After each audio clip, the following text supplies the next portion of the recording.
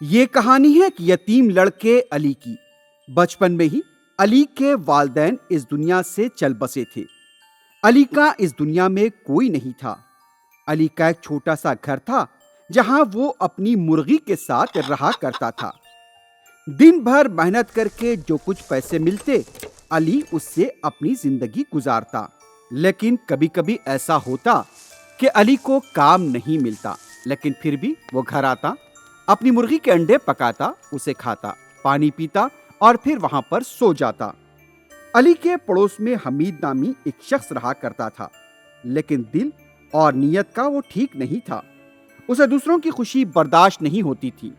علی کو کام ملے یا نہ ملے، لیکن وہ اپنی زندگی میں آگے بڑھ رہا تھا۔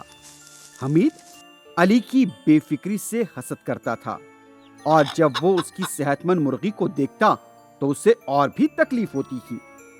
ایک دن جب علی کام پر گیا، حمید نے اس کی مرغی چرائی اور اسے ذبح کر کے کھا لیا۔ جب علی واپس لوٹا تو اسے اپنی مرغی نظر نہیں آئی، لیکن حمید کے گھر کے سامنے اسے مرغی کے پر نظر آئے۔ علی نے حمید کے پاس جا کر پوچھا، میری مرغی کہاں ہے بتاؤ؟ ارے میاں، کیا بتاؤں تمہیں؟ تمہاری مرغی سے میرا کیا لینا دینا؟ بلی تمہاری مرغی کو اٹھا کر لائی تھی۔ میں نے اسے بچانے کی بہت کوشش کی، لیکن تمہاری مرغی بچ نہیں پائی۔ اس میں میری کیا غلطی ہے؟ آپ جھوٹ بول رہے ہیں، مجھے میری مرغی چاہیے، ورنہ میں قاضی صاحب کے پاس جاؤں گا۔ یہ سن کر حمید ڈر گیا، کیونکہ اسے پتا تھا کہ شہر کے قاضی انصاف پسند ہیں اور وہ جھوٹ کو بے نقاب کر سکتے ہیں۔ حمید کو یہ ڈر ہونے لگا کہ قاضی اسے سخت سزا سنا سکتے ہیں۔ حالات سے سمجھوتا کرتے ہوئے حمید نے علی کو ایک بطخ دے دی۔ مرغی کے بدلے تم اس بطخ کو رکھ لو میاں۔ مرغی کے بدلے بطخ؟ علی اس سے مطمئن نہیں تھا، لیکن مجبور تھا، اس کے لیے اس نے بطخ رکھ لی۔ کچھ دنوں میں چھوٹی سی بطخ نے انڈے دینے شروع کیے۔ برسات کا موسم تھا، زبردست بارش ہو رہی تھی۔ رات میں ایک ضعیف فقیر حمید کے گھر پہنچا اور دستک دینے لگا۔ کون ہے اس وقت اتنی رات کو یہاں آیا ہے؟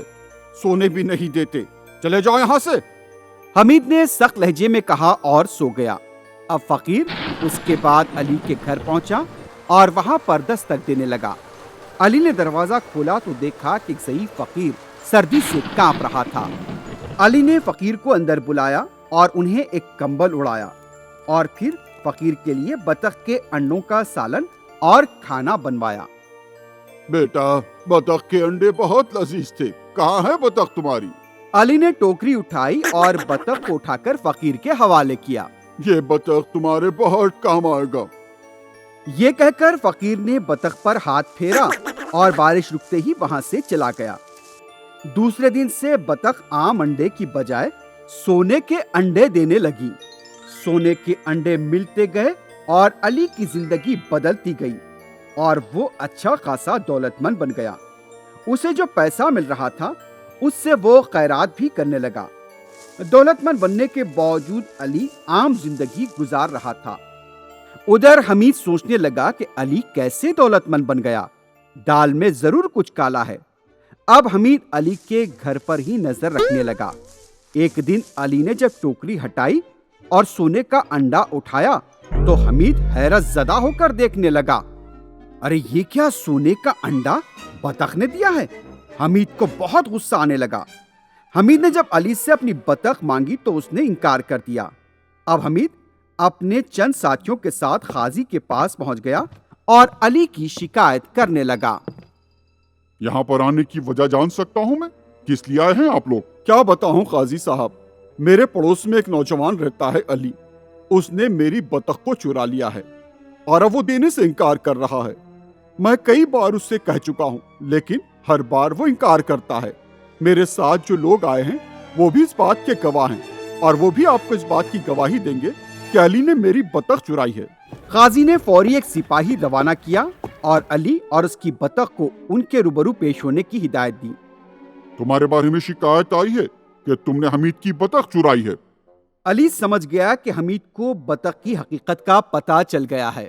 قاضی صاحب، یہ بطخ انہی کا ہے، میں نے کوئی گناہ نہیں کیا، لیکن کچھ عرصے قبل انہوں نے میری مرغی کو کھا لیا تھا اور اس کے بدلے مجھے یہ بطخ دیا تھا۔